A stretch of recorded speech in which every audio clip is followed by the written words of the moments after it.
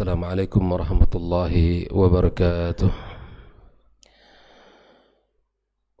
Alhamdulillah, alhamdulillahilladzi bini'matihi tatimmu salihat. Ashhadu an la ilaha illallah wahdahu la syarika lah. Wa ashhadu anna Muhammadan abduhu wa rasuluh sallallahu alaihi wa ala alihi wa ashabihi wa man sara ala nahji wastanna bisunnatihi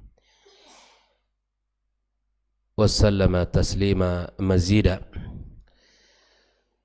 Qala ta'ala ya ayyuhalladzina amanu ittaqullaha haqqa tuqatih wa la tamutunna illa wa antum muslimun. Allahumma inna nas'aluka ilman nafi'a wa rizqan tayyiba wa amalan mutaqabbala. Amma ba'du fa inna asdaqal hadithi kitabullah wa khairal hadi Muhammadin sallallahu alaihi wasallam wa syarrul umuri muhdatsatuha wa kullu muhdatsatin bid'ah wa kullu bid'atin dhalalah. Ahibbati fillah, kaum muslimin dan muslimat, al-musyahidin wal musyahidat, saudara-saudari para pendengar Radio Bani dan KMTV dimanapun berada. Alhamdulillah, kita senantiasa bersyukur kepada Allah.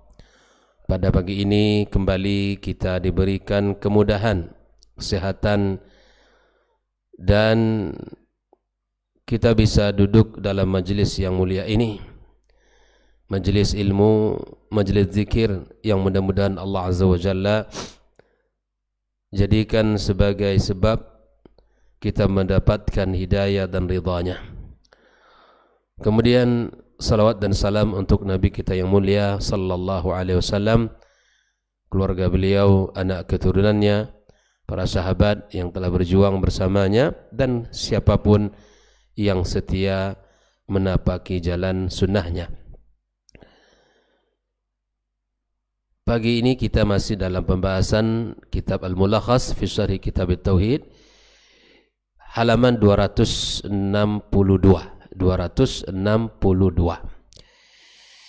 di mana Syekh Muhammad bin Abdul Wahab membawakan sebuah firman Allah di dalam surat At-Taubah ayat 18. Wa qala al-muallifu wa qawlihi ta'ala, dan dia mengatakan, pengarang kitab ini mengatakan, wa qawli ta'ala, mendatangkan sebuah ayat, innama ya'muru masajidallah man amana billahi wal yawmil akhiri wa aqama as-salah wa ata az-zakah wa lam yakhsha illallah.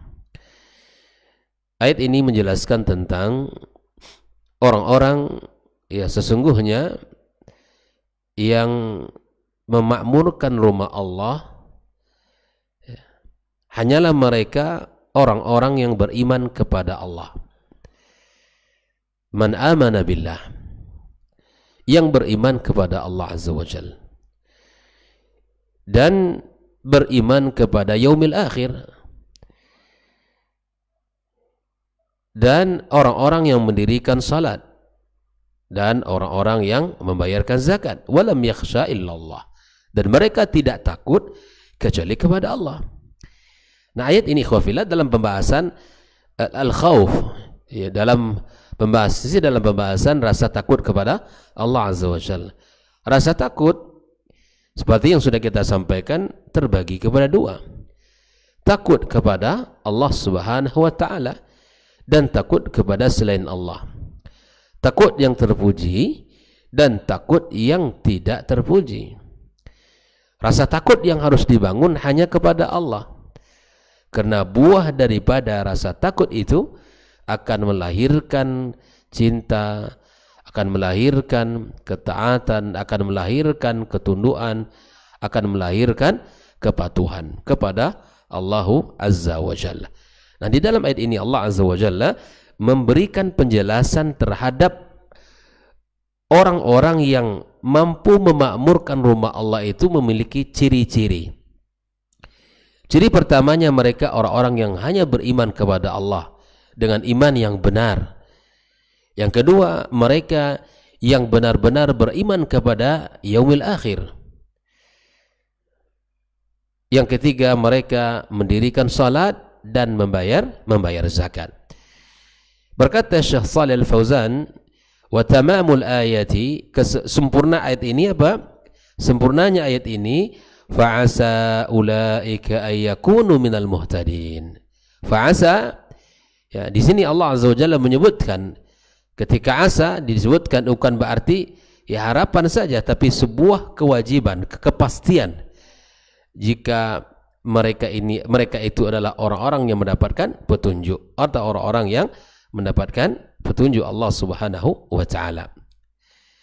Innama ya'muru masajidallah, maknanya apa? Innama tastaqimu imaratuha bil ibadati wat ta'ah.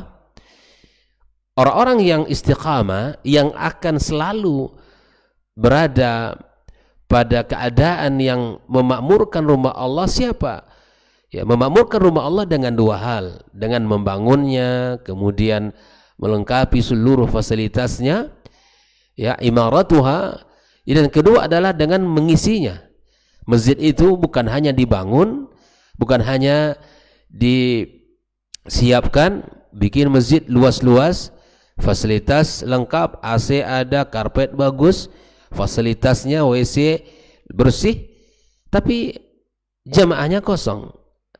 Bukan itu yang kita inginkan. Masjid dibangun lalu diisi dengan ibadah kepada Allah, diisi dengan ketaatan, diisi dengan majelis ilmu. Orang-orang yang bisa istiqamah di dalam memakmurkan rumah Allah itu, maka cirinya satu, man amana billah. Apa maknanya?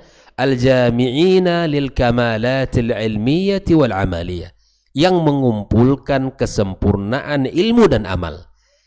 Iman disebut orang beriman yang sempurna apabila ilmu ada dan amal merupakan bagian yang tak terpisah. Itulah orang beriman. Dia bukan hanya ucapan lisan dan bukan hanya pengakuan semata, tapi dia memberikan contoh, memberikan bukti bahwa dia adalah beriman kepada Allah Subhanahu wa taala. Nah, kemudian di sini dijelaskan makna walam yakhsha illallah, al-khasyah, tidak, mereka ini tidaklah takut kecuali kepada Allah. Al-khasyah huna al-makhafatu wal haibah, rasa takut dan al-haibah, pengagungan ataupun memuliakan, ya. Wal muradu bil khasyah, adapun maksud makna khasyah di sini ikhwafillah adalah khasyatut ta'zimi wal ibadati wat ta'ah, rasa takut yang disertai dengan pengagungan dan ibadah dan ketaatan. Jadi rasa takut yang dimaksudkan di sini adalah orang-orang yang memang membangun rasa takutnya kepada Allah dengan ta'zim. Makanya kata para ulama, al-khasyah, di antaranya Syekh Shalih Al-Utsaimin, al-khasyah, rasa takut itu apa? Al-khawfu al-mabniyu 'alal ilmi wat ta'zim. Rasa takut kepada Allah itu adalah rasa takut yang dibangun di atas ilmu dan pengagungan kepadanya. Jadi rasa takut di sini bukan takut seperti mata takut kepada kehidupan di dunia ini, tapi rasa takut kepada Allah Azza wa Jalla itu adalah yang rasa takut yang dibangun dari dasar ilmu dan pentakziman kepada Allah Azza wa Jalla. Sehingga Allah Subhanahu wa taala mengatakan, innama yakhshallaha min ibadihil ulama. Hanya yang takut kepada Allah itu siapa? Para ulama. Sehingga Al-Imam Ahmad Ibn Hanbal mendefinisikan al-khasyah di situ, sehingga mereka mengatakan aslul ilmi khasyatullah. Dasar ilmu itu takut, Pak Yogi. Artinya bahwa kalau kita berilmu pasti dia takut kepada Allah, tidak mau melanggar aturan Allah. Sehingga para ulama mengatakan, fa idza 'arafa al-'abdu haqqal ma'rifah, fa idza 'arafa al-'abdu rabbahu haqqal ma'rifah, kalau seorang hamba mengetahui Allah dengan sebenar-benarnya, ya, bahwa Allah Maha melihat, bahwa Allah Maha agung, Allah Maha kuat, Allah Maha segala-galanya, dia tidak akan mau untuk melanggar perintah Allah Azza wa Jalla dan melanggar aturan-aturan Allah Azza wa Jalla. Nah,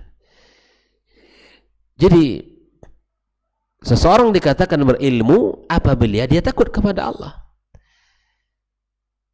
Dia akan dicabut dari dianya sifat keilmuan pada dia apabila dia tidak memiliki rasa takut kepada Allah Subhanahu wa taala.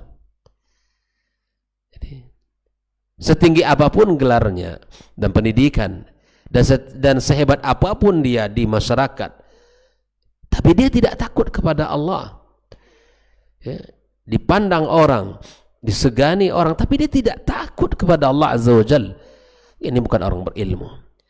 Maka takut kepada Allah tidak diukur dari status sosial, tidak diukur strata pendidikan, tapi apabila dia punya ilmu dan ilmu itu mengantarkan kepada rasa takut kepada Allah, maka dia adalah orang yang disebut berilmu, walaupun dia hanya tamat atau lulusan pendidikan yang paling terendah atau tidak ya mendapatkan mengikuti jenjang pendidikan sama sekali. Ikhwa fillah rahimakumullah.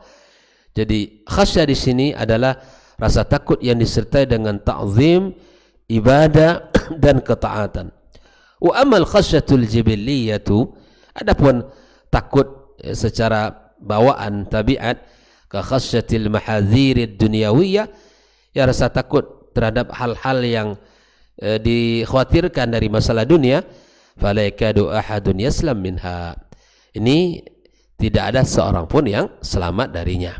Wa yanbaghi ayakhsha fi dzalika kullihi qada Allahi wa tasrifah, maka yang harus kita bangun rasa takut kita kepada Allah dalam bab ini seluruhnya adalah rasa takut kita terhadap ketetapan Allah dan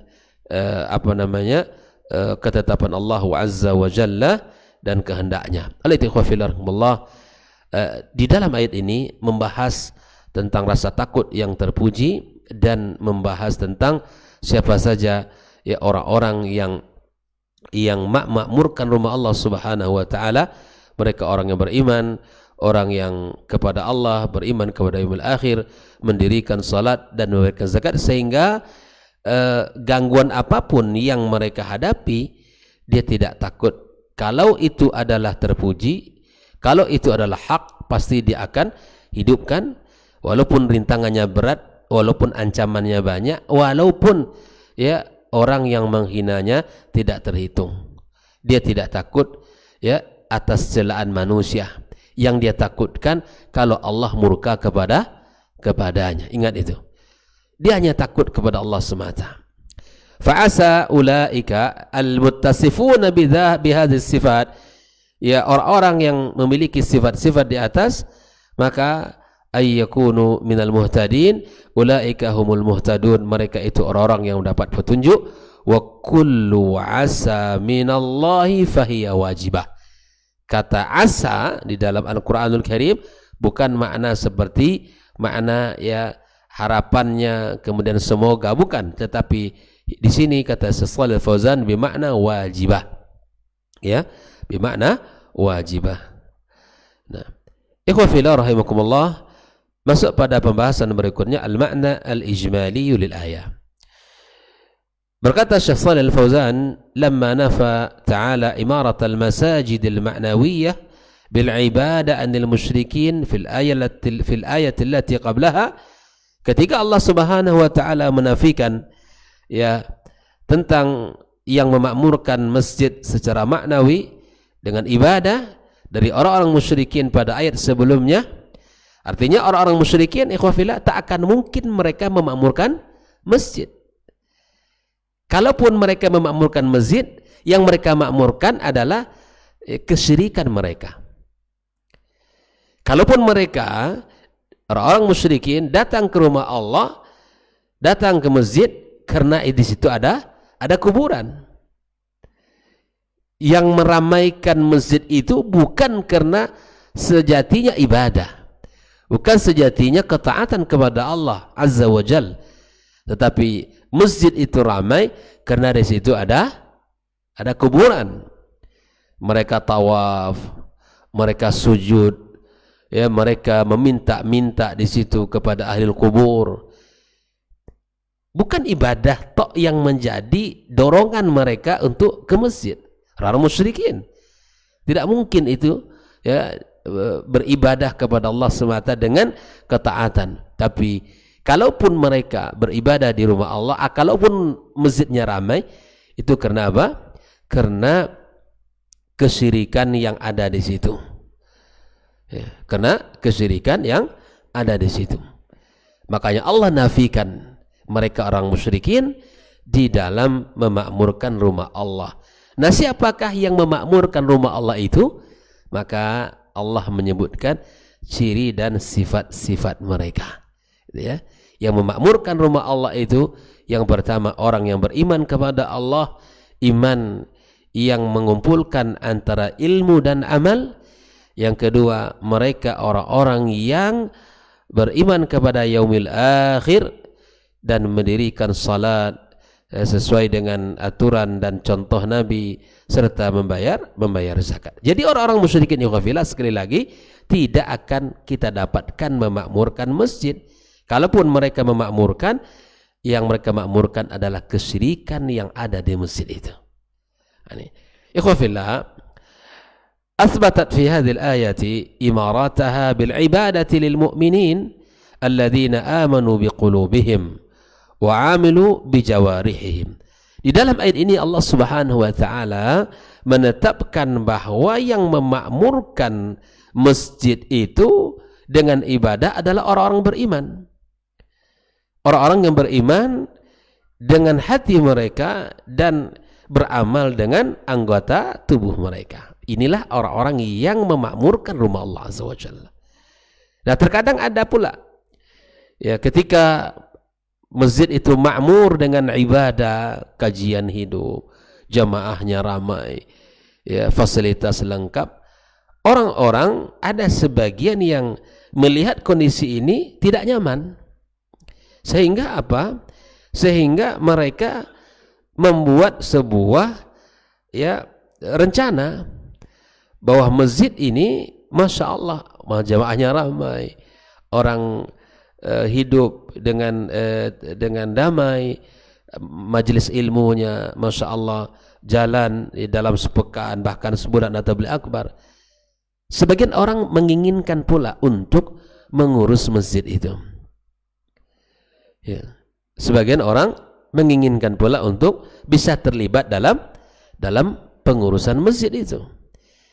Bahkan tak jarang, ya, diganti pengurusnya. Tetapi setelah diganti pengurus, yang lama yang aktif menghidupkan masjid dengan kajian yang tidak hanya mengandalkan uang masjid, bahkan uang pengurus, jemaah-jemaah tetapnya keluar demi lancarnya kegiatan, ya, seluruh kegiatan ilmu di sana. Operasional ditanggung, bahkan sebelumnya ber-AC, sekarang ber-AC. Karpetnya sebelumnya sudah tipis diganti. Masjidnya harum, wangi, indah, bersih. Nah, setelah dia pegang, masjid tidak terurus lagi. Jamaah sudah mulai kurang, kajian ilmu sudah mulai jarang, masjid sudah tidak lagi bersih, indah dan wangi, ya, diakibatkan memang orang yang mengurusnya tidak sepenuh hati. Terkadang ada orang yang iri, pandainya hanya merebut masjid, ya kan? Iri melihat orang, ya, bisa mengurus masjid dengan baik, tapi ketika dia ingin mencoba mengurus, tidak seperti orang sebelumnya. Keinginan hanya, ya, tidak sempurna. Maka ini jangan. Maka yang layak mengurus masjid adalah orang yang ke masjid. Ini pengurus masjid enggak ke masjid, enggak tahu kebutuhan masjid apa. Pengurus masjid, ya, seabad-abad, ya, datangnya mungkin Jumat atau mungkin sekali-sekali sepekan ke masjid. Enggak bisa. Jadi pengurus masjid harus orang yang rajin ke masjid. Pengurus masjid orang yang hatinya di masjid. Kok bisa hati di masjid? Iya, Nabi menyebutkan itu dalam hadisnya. Di antara salah satu kelompok orang yang mendapatkan perlindungan di hari kiamat, yang tidak ada perlindungan sedikit pun, adalah rajulun qalbuhu mu'allaqun bil masajid. Ada di antara hamba-hamba Allah ini yang hatinya terikat dengan masjid ini, rindu di masjid.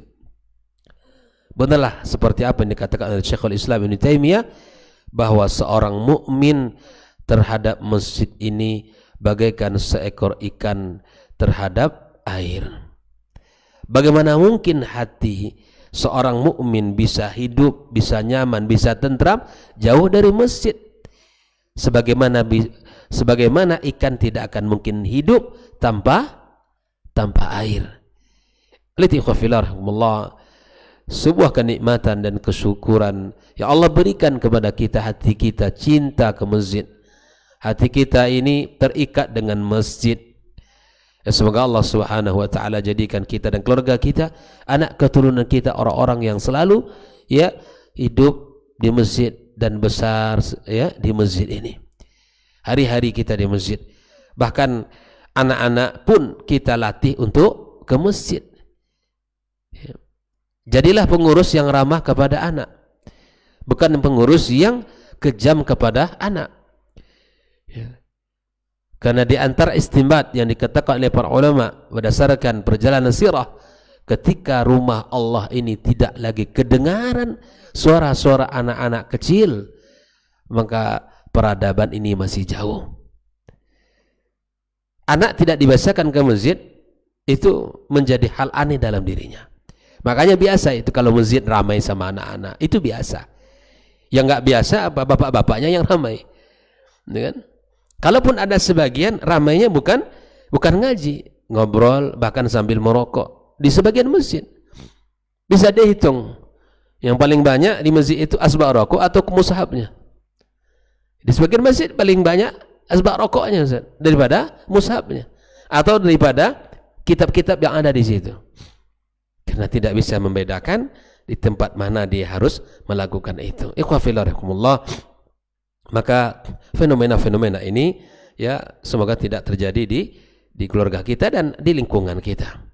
Kita jadikan masjid utuh hanya untuk ibadah kepada Allah Subhanahu wa taala.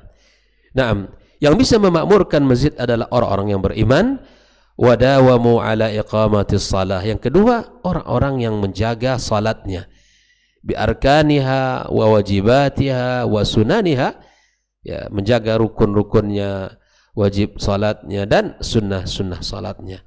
Naam. Wa atuz zakata mustahiqiha, dan membayarkan zakat kepada yang berhak menerimanya. Ditunaikan oleh dia hak dia, hak hartanya. Ditunaikan oleh dia kewajiban yang telah Allah tetapkan di dalam agama ini. Wa akhlasu lillahi al-khasyya wa hiya al-makhafatu wal haibah, dan mereka betul-betul mengikhlaskan, memberikan rasa takut hanya kepada Allah semata. Wa hiya al-makhafatu wal haibah, rasa takut ini disertai dengan pengagungan, penghormatan kepada Allah Subhanahu wa taala. Inilah makna umum daripada ayat ini, bahwa Allah menyebutkan ciri-ciri yang memakmurkan rumah Allah ada 4: beriman kepada Allah, beriman kepada yaumil akhir, mendirikan salat dan membayarkan zakat. Mereka tidak takut kepada siapapun kecuali kepada Allah Subhanahu wa taala. Yang kedua, pada ayat sebelumnya Allah menafikan orang-orang musyrikin yang bisa memakmurkan rumah Allah Subhanahu wa taala. Munasabatul ayati lil bab, ketersesuaian ayat dengan bab yang kita baca. Berkata Syekh Shalih Al-Fauzan, anna fiha wujuba ikhlasil khasyah, di dalam ayat ini terdapat kewajiban kita untuk mengikhlaskan, menyerahkan seluruh rasa takut kita, awil khaufa wal haibah allati asasul ibadati lillahi wahdah. Rasa takut merupakan dasar ibadah kepada Allah. Al-khauf wal raja, itu adalah 2 tiang kokoh di dalam agama kita. Kita dalam ibadah ini ada rasa takut dan ada rasa harap kita kepada Allah Subhanahu wa taala. Rasa takut membuat kita tidak mau melanggar aturan-aturan Allah Subhanahu wa taala, dan al-raja membuat kita memiliki harapan besar Allah Subhanahu wa taala menerima seluruh amal-amal kita dan Allah mengampuni segala dosa-dosa kita. Ikhwah fillah rahimakumullah. Nama istafadu minal ayati, apa yang bisa kita ambil faedah dari ayat ini? Yang pertama, wujubu ikhlasil khasyati lillahi wahda.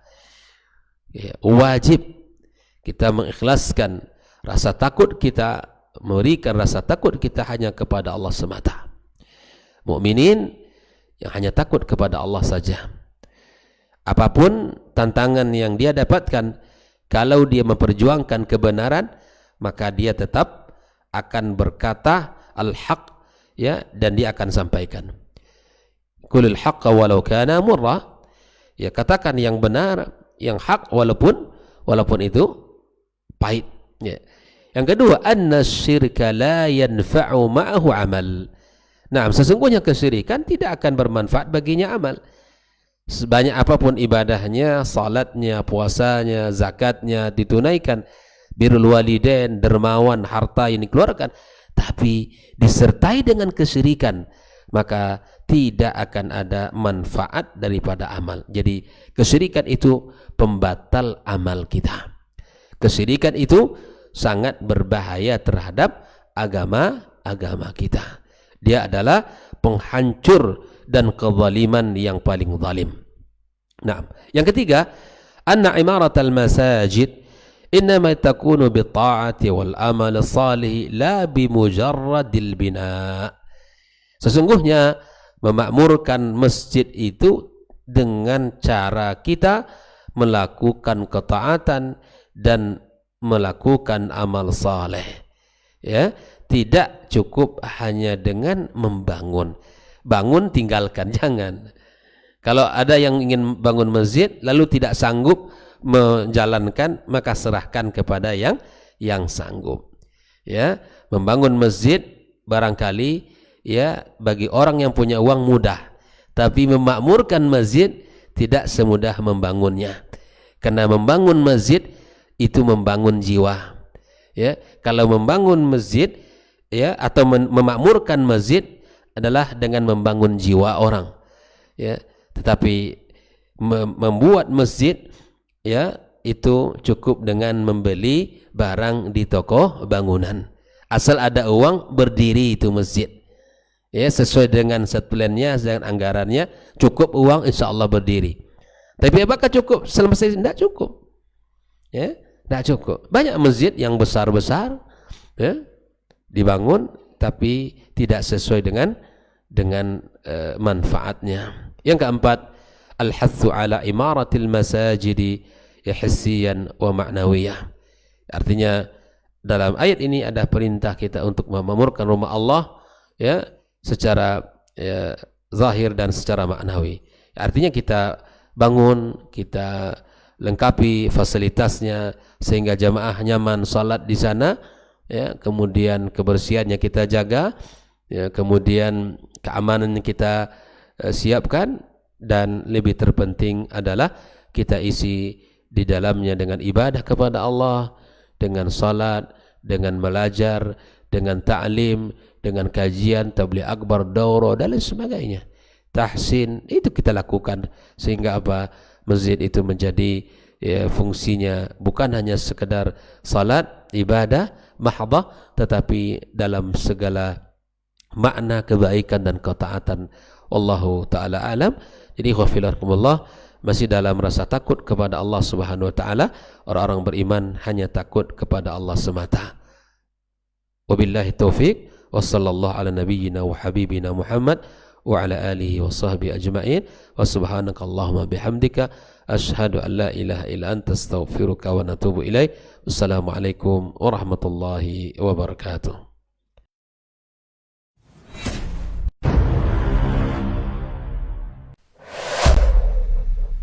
Dunia dan seisinya ini bagi Allah tak sama nilainya dengan sebelah sayap lalat. Barang siapa yang beramal untuk akhiratnya, Allah akan cukupkan baginya urusan dunianya. Sayati zamanun 'alan nasi as-sabiru fihim qalqabit al-jamarah. Akan ada satu masa di akhir zaman yang berpegang teguh dengan agamanya seperti orang yang sedang memegang bara